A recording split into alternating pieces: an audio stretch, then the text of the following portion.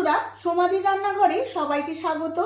আমার সকল বন্ধুদের জানাই শুভ জন্মাষ্টমী উপলক্ষে আগাম শুভেচ্ছা ও ভালোবাসা। অন্য দিনের মতো আজও আমি একটি দারুণ রেসিপি নিয়ে চলে এসেছি, তালের ফুলুরি। তাল ছাড়ানো থেকে শুরু করে তালের কিভাবে পাল্প বের করবেন তা আমি আজ এই ভিডিওতে শেয়ার করব। ঠিকঠাক উপকরণে সঠিক পদ্ধতি মেনে এই রেসিপি করে দেখাবো। আপনারা খুব সহজেই বানিয়ে নিয়ে গোপালকে ভোগ নিবেদন করতে পারবেন। তার জন্য সম্পূর্ণ ভিডিওটি দেখতে হবে। আমার চ্যানেলে নতুন বন্ধুদের কাছে অনুরোধ, আমার চ্যানেলটিকে সাবস্ক্রাইব করবেন, আর ফেসবুক বন্ধুদের কাছে অনুরোধ, পেজটিকে ফলো করবেন। চলুন দেখে নেওয়া যাক রেসিপিটি। তাল ফুলুরি বানানোর জন্য আমি একটা বড় সাইজের তাল নিয়ে নিয়েছি। এবার তালটা ছাড়িয়ে তালটা কেড়ে নেব। আমি একটা স্ট্রেনার দিয়ে তালটা কেড়ে নিচ্ছি। এইভাবে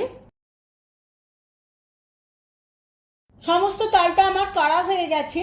এতটা পরিমাণে আমার তালের পাল্প বেরিয়েছে। এবার তালের পাল্পটা আমি ছাঁকনি দিয়ে ছেঁকে নেব। সমস্ত তালের পাল্পটা আমি একটা ছাঁকনির সাহায্যে ছেঁকে নেব।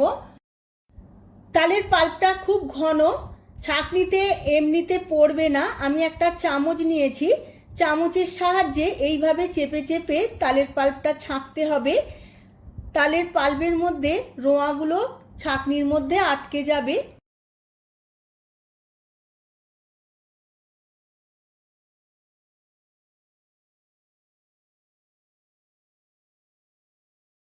সমস্ত তালের পাল্পটা ছাঁকা হয়ে গেছে। এবার আমি জাল দিয়ে নেব। তার জন্য একটা ফ্রাই প্যান বসিয়ে নিয়েছি। ফ্রাই প্যানের মধ্যে সমস্ত পাল্পটা আমি নিয়ে নেব। গ্যাসের ফ্লেমটা মিডিয়াম রেখে 30 মিনিট আমি জাল করে নেব। এই সময় খুন্তি বা ফ্যাচুলার সাহায্যে সমানে নাড়াচাড়া করে নিতে হবে, কারণ ঘন জিনিস না হলে নিচে লেগে যাবে। আপনারা যদি ভালো করে জাল করে ফ্রিজে রেখে দেন তাহলে বহুদিন পর্যন্ত এই তালের পাল্পটা খেতে পারবেন বা বিভিন্ন রকম রেসিপি বানাতে পারবেন। এই দেখুন, আমার 30 মিনিট জাল করা হয়ে গেছে। এবার আমি গ্যাসের ফ্লেমটা অফ করে দেব। এবার ব্যাটারের জন্য নিয়ে নেব 2 বাটি চালের গুঁড়ি বা চালের আটা, আর দেব হাফ চামচ মৌরি, স্বাদ মতো নুন, আর নেব অল্প পরিমাণে খাবার সোডা, আর দিয়ে দেব হাফ বাটি আটা। এবার যে পাল্পটা আমি জাল দিয়ে নিয়েছিলাম তা থেকে বেশ কিছুটা পাল্প আমি এর মধ্যে দিয়ে দেব। প্রয়োজন পড়লে আরও একটু দিতে হবে। এবার দিয়ে দেব গুড়। আমি আখের গুড় নিয়ে নিয়েছিলাম। এবার পরিমাণ মতো আখের গুড় দিয়ে দিয়েছি। এবার এর মধ্যে দিয়ে দেব শুকনো নারকেলের কুড়ো। আপনারা চাইলে ফ্রেশ নারকেলের কুড়োও দিতে পারেন। এবার সমস্ত কিছু খুব ভালো করে মেখে নেব।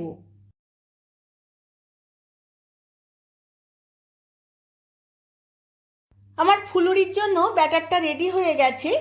এবার সেট হয়ে যাবার জন্য আমি 10 মিনিট রেস্টে রেখে দেব। কিছুক্ষণ রেস্টে রাখার পরে আমার খুব সুন্দরভাবে সেট হয়ে গেছে। এবার একটু জল নিয়ে নিয়েছিলাম বাটিতে, হাতটা জলে ডুবিয়ে এইভাবে গরম তেলের মধ্যে মুঠো করে ফুলুরিগুলো ছাড়তে হবে। এইভাবে ছাড়লে খুব গোল গোল করে ফুলুরিগুলো রেডি হবে। দেখে নিন বন্ধুরা, এইভাবে তালের ফুলুরি তেলের মধ্যে ছাড়লে একদম পারফেক্ট তালের ফুলুরি রেডি হবে। এই সময় গ্যাসের ফ্লেমটা হাই টু মিডিয়াম রেখে সমানে ছান্তার সাহায্যে নেড়ে যেতে হবে, না হলে একটার উপর একটা চেপে যাবে, তখন খুব একটা দেখতে ভালো লাগবে না। ফুলুরিগুলো আমার লাল লাল করে ভাজা হয়ে গেছে। দেখুন বন্ধুরা, কত সুন্দর ছাড়া ছাড়া হয়েছে। যদি সঠিক পরিমাণ এবং সঠিক উপকরণ আপনারা ঠিকঠাক দেন, একদম দারুণ সুন্দর ফুলুরি হবে। দেখুন, সমস্ত ফুলুরিগুলো আমার রেডি হয়ে গেছে। এবার তেল ছেঁকে তুলে নিলাম। আবারও আমি কিছু ফুলুরি এই তেলের মধ্যে দিয়ে দেব এই একই পদ্ধতিতে। এইভাবেই আমি সমস্ত ফুলুরিগুলো ভেজে নেব। আমি সার্ভ করে নিয়েছি। এইরকম খাস্তা মুচমুচে তালের ফুলুরি আপনারাও বাড়িতে বানিয়ে নিন আর ভগবানের কাছে ভোগ নিবেদন করুন।